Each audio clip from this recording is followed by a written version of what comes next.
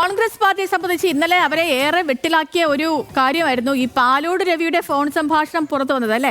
അപ്പൊ ഈ വിവാദ ഫോൺ സംഭാഷണത്തിനും പാലോട് രവിയുടെ രാജിക്കും ഒക്കെ പിന്നാലെ തിരുവനന്തപുരം DCCയെ ഇനി ആര് നയിക്കും എന്നതാണ് ഉയരുന്ന ചോദ്യം. നിലവിൽ 3 പേരുകൾ നേതൃത്വം പരിഗണിക്കുന്നുണ്ട്. DCC അധ്യക്ഷ സ്ഥാനത്തേക്ക് വടംവലി നടക്കുന്ന കോൺഗ്രസിൽ തിരുവനന്തപുരം അധ്യക്ഷ സ്ഥാനം ആവശ്യപ്പെട്ട് ആരും രംഗത്തില്ല എന്നതും എടുത്തു തന്നെ പറയണം. തിരുവനന്തപുരത്ത് നിന്ന് PR പ്രവീണുണ്ട്. പ്രവീണ, ഗുഡ് മോർണിംഗ്. ഈ കോൺഗ്രസ് പാർട്ടിയെ സംബന്ധിച്ച്, പ്രത്യേകിച്ച് തദ്ദേശ തിരഞ്ഞെടുപ്പ് അടുത്തിരിക്കെ കോൺഗ്രസ് പാർട്ടിയെ സംബന്ധിച്ച് ഇപ്പോഴത്തെ ഈ ഒരു ഫോൺ സംഭാഷണം, DCC അധ്യക്ഷൻ പെട്ടെന്ന് രാജിവെക്കുന്നു, ഇതൊക്കെ അപ്രതീക്ഷിതമായിരുന്നു. ഈ ഉയർന്നു കേൾക്കുന്ന പേരുകൾ, പാലോട് രവിക്ക് പകരം ഇനി തിരുവനന്തപുരത്തെ നയിക്കാൻ ഉയർന്നു കേൾക്കുന്ന പേരുകൾ എങ്ങനെയാണ്, ആരൊക്കെയാണ്, എങ്ങനെയാണ് ചർച്ചകൾ പുരോഗമിക്കുന്നത്? 2 കാര്യങ്ങളാണ് സേതുലക്ഷ്മി. ഒന്ന്, ഓഗസ്റ്റ് ആദ്യവാരത്തോടെ പുതിയ പട്ടിക പ്രഖ്യാപിച്ചേക്കുമെന്നാണ് അറിയുന്നത്. അങ്ങനെയാണെങ്കിൽ ഒരു സ്ഥിരം അധ്യക്ഷനെ ഇപ്പോൾ നിയമിച്ചേക്കില്ല. പകരം DCCയിൽ മുതിർന്ന നേതാക്കൾക്കാർക്കെങ്കിലും ചാർജ് കൊടുക്കാനാണ് നിലവിൽ സാധ്യത കാണുന്നത്. അതിന്ന് വൈകുന്നേരത്തോടുകൂടി അക്കാര്യത്തിൽ തീരുമാനമാകുമെന്ന് അറിയുന്നു. 2, സേതുലക്ഷ്മി ചോദിച്ച ചോദ്യത്തിലേക്ക് വന്നു കഴിഞ്ഞാൽ, തിരുവനന്തപുരത്ത് സാധാരണഗതിയിൽ തിരുവനന്തപുരം DCC അധ്യക്ഷൻ എന്ന് പറയുന്നത് മറ്റ് DCCകളെ പോലെയല്ല. അതൊരു വലിയ പദവി എന്നുള്ള തരത്തിലാണ് എപ്പോഴും കോൺഗ്രസുകാർ കാണാറ്. അതുകൊണ്ട് തന്നെ അതിനെ വടംവലി ശക്തമാണ്. എല്ലാ കാലത്തും DCC അധ്യക്ഷന്മാരെ സംബന്ധിച്ച് വലിയ തർക്കങ്ങളും ഗ്രൂപ്പ് പോരുകളും ഒക്കെ ഉയർന്നു കേൾക്കുന്ന സ്ഥലം കൂടിയാണ് തിരുവനന്തപുരം. പക്ഷേ ഇത്തവണ അക്കാര്യത്തിൽ വലിയ വ്യത്യാസമുണ്ട്. കാരണം തിരുവനന്തപുരം അടുത്തതായി സംസ്ഥാനം നേരിടാൻ പോകുന്നത് തദ്ദേശ തെരഞ്ഞെടുപ്പാണ്. ആ തെരഞ്ഞെടുപ്പിൽ പാർട്ടിയെ നയിക്കണമെങ്കിൽ കരുത്തുറ്റ ഒരു നേതൃത്വം വേണം. ആ നേതൃത്വം തിരുവനന്തപുരത്ത് ചെറുതായി പണിയെടുത്താൽ പോരാ, താഴെ തട്ടിൽ നിന്ന് തന്നെ പണി തുടങ്ങേണ്ടിയിരിക്കുന്നു. നിലവിലെ അവസ്ഥയിൽ കോൺഗ്രസ് പ്രതിപക്ഷ സ്ഥാനത്ത് പോലും അല്ല തിരുവനന്തപുരം നഗരസഭയിൽ. അപ്പോൾ ആ സ്ഥാനത്തേക്കൊക്കെ വരണമെങ്കിൽ അത്രയധികം പണിയെടുത്ത് കൊണ്ടുവന്ന് നേതാക്കളെ അടക്കം ഒരുമിപ്പിച്ച് കൊണ്ടുപോയി സ്ഥാനാർത്ഥി നിർണയത്തിൽ അടക്കമുള്ള കാര്യങ്ങൾ അത്രയധികം ശ്രദ്ധിക്കേണ്ടിയിരിക്കുന്നു. അത്തരത്തിൽ നേതൃപദവിയിലേക്ക് വരാൻ ഇപ്പോൾ ആരും തയ്യാറല്ല. പ്രവീണ, ഒരു മിനിറ്റ് പ്രവീണ. ഇപ്പൊ ഇന്നലെ പാലോട് രവിയോട് സംസാരിച്ച് നടപടി നേരിട്ട ജലീൽ നമുക്കിപ്പം ടെലിഫോൺ ലൈനിൽ ചേരുന്നുണ്ട്. ശ്രീ ജലീൽ, കേൾക്കാമോ അങ്ങക്ക്? കേൾക്കാം. ശ്രീ ജലീൽ, ഇന്നലെ സംഭവിച്ചതിനെ കുറിച്ച് അങ്ങയുടെ വിശദീകരണം എന്താണ്? യഥാർത്ഥത്തിൽ ഇത് ഏപ്രിൽ മാസം ആദ്യ ആഴ്ച ഞാൻ പാലോട് രവി സാറും കൂടെ സംസാരിച്ച ഒരു വോയിസാണ്.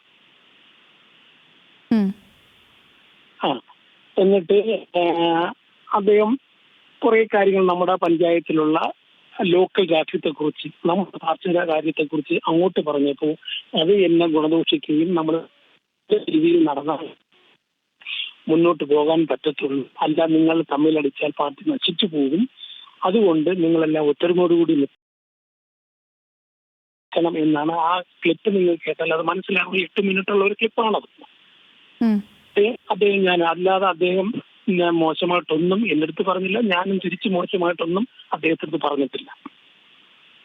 ശ്രീ ജലീൽ, ഇതിപ്പോ ഈ പാലോട് രവി അദ്ദേഹം ഇന്നലെ തന്നെ ഇതിനെ ഈ വാർത്തകൾ വന്നപ്പോൾ ഇതിനെ ഡിഫെൻഡ് ചെയ്തത്, നേതൃത്വത്തിന്റെ ചോദ്യങ്ങളോട് അദ്ദേഹം മറുപടി നൽകിയത് നിങ്ങളൊക്കെ കേട്ടതാണല്ലോ. ആ ഓഡിയോ സംഭാഷണം അങ്ങേക്ക് ഇപ്പോൾ പറഞ്ഞ പോലെ ആ ഓഡിയോ സംഭാഷണം കേട്ടതാണ്. ഇതിൽ ഞാനൊരു പൊതുവേദിയിൽ പറഞ്ഞതല്ല, ഞാനല്ലെങ്കിൽ ഒരു കൂട്ടം ആളുകളോട് പറഞ്ഞതല്ല, വല്ല പേഴ്സണലായിട്ട് ഒരാളോട് സംസാരിച്ചതാണ്. അതിൽ ഒരു പാർട്ടിയെ മോശപ്പെടുത്തുന്ന രീതിയിലൊന്നും പരാമർശം ഉണ്ടായില്ല എന്നാണ് പാലോട് രവി തന്നെ പറഞ്ഞത്. പക്ഷേ ഈ അങ്ങ് ഓർക്കണം, ഇപ്പോൾ തദ്ദേശ തിരഞ്ഞെടുപ്പ് വരാൻ പോവുകയാണ്, പാർട്ടി ഒറ്റക്കെട്ടാണ്, പാർട്ടി ഈ തിരഞ്ഞെടുപ്പിനെ നേരിടും, വലിയൊരു വിജയത്തിലേക്ക് വരുമെന്നൊരു പ്രതീക്ഷയോടുകൂടി മുന്നോട്ട് പോകുമ്പോൾ ഇത്തരത്തിലുള്ള ടെലിഫോൺ സംഭാഷണമൊക്കെ പുറത്താകുന്നത്, പ്രത്യേകിച്ച് പാലോട് രവി എന്ന് പറഞ്ഞാൽ അദ്ദേഹം തിരുവനന്തപുരത്തെ DCC അധ്യക്ഷൻ കൂടിയാണ്. അപ്പോൾ അങ്ങനെ ഒരാളുടെ ഭാഗത്തു നിന്നും അങ്ങനെ ഒരു ടെലിഫോൺ സംഭാഷണം വരുമ്പോൾ, അല്ലെങ്കിൽ ആ ഒരു ശബ്ദ ശകലമൊക്കെ പുറത്തു വരുമ്പോൾ അത് പാർട്ടിയെ വലിയ രീതിയിൽ പ്രതിസന്ധിയിലാക്കില്ലേ ശ്രീ ജലീൽ? തീർച്ചയായിട്ടും അത് അത്ര അദ്ദേഹത്തിന് മാനസികമായി അദ്ദേഹത്തിനെ പ്രതിസന്ധിയിലാക്കി. അദ്ദേഹം നല്ലൊരു പൊസിഷനിൽ ഇരുന്ന ഒരാളാണ്. ഈ ഒരു വോയിസിന്റെ പേരിൽ അദ്ദേഹം ആ സ്ഥാനം ത്യജിക്കേണ്ടി വന്നു. ഞാൻ ചെറിയൊരു പാർട്ടി സ്ഥാനമുള്ള ഒരാളാണ്, അതൊരു പ്രശ്നം. എന്നാലും അദ്ദേഹത്തിന് ആ സ്ഥാനചലനം ഉണ്ടായാലും എനിക്ക് അതിയായ ദുഃഖമുണ്ട്. എന്റെ ഭാഗത്തുനിന്ന് ഞാൻ വോയിസ് ഒരു ചാനലിലും ഞാൻ കൊടുത്തിട്ടില്ല. എന്റെ ഒരു സുഹൃത്ത് പാലൂർ രവി വിളിച്ചു, രതീഷ് കുതിരകുളം ജിയോ പെരപ്പങ്കോട് എന്ന് പറഞ്ഞ രതീഷ് എന്നെ വിളിച്ചു ചോദിച്ചു. പാലോട് രവി സാറുമായിട്ട് സംസാരിച്ചു എല്ലാ കാര്യങ്ങളും പറഞ്ഞു. അദ്ദേഹം പങ്കെടുക്കും എന്നാ വോയിസ് ഒന്നിട് എന്ന് പറഞ്ഞ് ഞാൻ പെട്ടെന്ന് ഞാൻ തന്നെ ഒരു 2 മിനിറ്റ് കഴിഞ്ഞപ്പോൾ ഞാൻ ഡിലീറ്റ് ചെയ്തു. പക്ഷെ അദ്ദേഹത്തിന്റെ വൈഫിനെയോ വേറെ ആരെയൊക്കെ കൊടുത്തിട്ട് ഇത് അവിടെ നിന്ന് കൊല്ലം ഒരു സംസ്കാര സാഹിത്യയുടെ വാമനൂർ ജനറൽ കൺവീനർ അനി എന്ന് പറയുന്ന കക്ഷിക്ക് ഹാൻഡ് ഓവർ ചെയ്യും. അവിടെ നിന്ന് മണ്ഡലം കോൺഗ്രസ് കമ്മിറ്റി പ്രസിഡന്റ് MA ജോഫറിന് അനി ഹാൻഡ് ഓവർ ചെയ്ത് കാണും. അവിടെ നിന്ന് പുരുഷോത്തമൻ, ഈ 2-3 ടീമുകളാണ് ഇത് പുറത്ത് ചാനലിലേക്ക് കൊടുത്തത്. രതീഷ് എന്ന് പറയുന്നത് പുല്ലമ്പാറ കോൺഗ്രസ് ഭരിക്കുന്ന സർവീസ് സഹകരണ ബാങ്കിലെ ഡയറക്ടർ ബോർഡ് മെമ്പറാണ്. അദ്ദേഹം മീറ്റിംഗിൽ പങ്കെടുക്കാത്തത് കൊണ്ട് അദ്ദേഹത്തിന് പാർട്ടി സംഘത്തിൽ നിന്ന് മാറ്റി. അതായത് ഇപ്പോ പാർട്ടി അംഗങ്ങൾ തന്നെ കരുതിക്കൂട്ടി നടത്തിയൊരു നീക്കമായിരുന്നു ഇതെന്നാണോ? തീർച്ചയായിട്ടും. മണ്ഡലം കോൺഗ്രസ് കമ്മിറ്റി പ്രസിഡന്റ് MA ജോഫറും മുൻ block Congress committee president Purushothaman നായരും ഈ സാംസ്കാരിക സാഹചര്യയുടെ വാമനൂര നിയോജക മണ്ഡലം കൺവീനർ M അനിയും കൂടെ ചെയ്ത ചതിവാണിത്. അത് എല്ലാവർക്കും അറിയാം. ശരി, ഇപ്പോ ഇനി എന്താണ് അങ്ങയുടെ ഒരു തുടർന്നേക്ക്? ഇപ്പോൾ അങ്ങക്കെതിരെ അടക്കം നടപടി വന്നിട്ടുണ്ട്. ഈ പാലോട് രവി അദ്ദേഹമാണെങ്കിൽ ഈ DCC അധ്യക്ഷ സ്ഥാനം രാജിവെച്ചിട്ടുണ്ട്. ഇനിയിപ്പോൾ എന്താണ് നിങ്ങൾക്ക് മുന്നിലുള്ളത്? ഇനി വിശദീകരണം ചോദിച്ചിട്ടുണ്ടോ ആരെങ്കിലും? ഞാൻ എന്റെ കുട്ടിക്കാലം മുതൽ KSU യൂത്ത് കോൺഗ്രസ് എന്ന സംഘടനയിൽ വിശ്വസിച്ച് വന്നതാണ്. ഞാൻ 64 വയസ്സായി 36 കൊല്ലം സർക്കാർ സർവീസിൽ സേവനമനുഷ്ഠിച്ച ആളാണ്. ഒരു കോൺഗ്രസ്സുകാരനായി മരിക്കണം, സൈലന്റ് ആയ ഒരു കോൺഗ്രസ്സുകാരനായി ഞാൻ പ്രവർത്തിക്കും. ശരി, വളരെയധികം നന്ദി ശ്രീ ജലീൽ. ഞങ്ങൾക്കൊപ്പം ഇത്രയും സമയം ചേർന്നതിനും പ്രതികരിച്ചതിനും വളരെയധികം നന്ദി. നമുക്കിപ്പം പ്രവീണ തുടരുന്നുണ്ട്. പ്രവീണ, ഇപ്പോൾ ഈ ശ്രീ ജലീൽ പറഞ്ഞത് പ്രവീണയും കേട്ട് കാണുമെന്ന് മനസ്സിലാക്കുന്നു. അവർ ഒരു ചതി പറയുന്നുണ്ട്. 3 പേർ കരുതിക്കൂട്ടി നടത്തിയ ചതിയാണ്, ആ ചതിക്ക് പാത്രമാകുകയായിരുന്നു എന്നാണ്. അതെ, ഇന്നലെ മുതൽ ജലീൽ അത് പറയാതെ പറയുന്നുണ്ടായിരുന്നു. ഞാൻ വിശ്വസിച്ച ഒരാൾക്ക് അയച്ചു കൊടുത്ത ഓഡിയോ ക്ലിപ്പ് അത് ഗ്രൂപ്പ് താല്പര്യങ്ങളും ചില നേതാക്കളുടെ താല്പര്യങ്ങളും പരിഗണിച്ച് പിന്നീട് അത് മാധ്യമങ്ങൾക്ക് കൈമാറി കിട്ടുകയായിരുന്നു എന്നാണ് ജലീൽ പറയുന്നത്.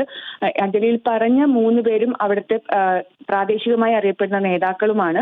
അപ്പോൾ സ്വാഭാവികമായും ഇതിൽ ഇനിയിപ്പോൾ മറ്റ് അന്വേഷണം ഉണ്ടെങ്കിൽ അവരിലേക്ക് കൂടി പാർട്ടി അന്വേഷണം നേടാനുള്ള സാധ്യതയുണ്ട്. പക്ഷേ ഇനിയിപ്പോൾ DCC അധ്യക്ഷൻ രാജിവെച്ചു, ജലീലിനെ പാർട്ടിയിൽ നിന്ന് പുറത്താക്കി. ഈ സാഹചര്യത്തിൽ ഇനിയിപ്പോൾ അത്തരം ഒരു നടപടിയിലേക്ക് പാർട്ടി കടക്കുമോ എന്നുള്ളത് കണ്ടറിയേണ്ടതാണ്. എന്തായാലും നമ്മൾ നേരത്തെ പറഞ്ഞു വെച്ചതിലേക്ക് തിരിച്ചു വന്നു കഴിഞ്ഞാൽ തിരുവനന്തപുരം DCC അധ്യക്ഷ സ്ഥാനത്തേക്ക് ഇപ്പോൾ വടംവലി ഇല്ല എന്നുള്ളതാണ് പറഞ്ഞു കേൾക്കുന്ന.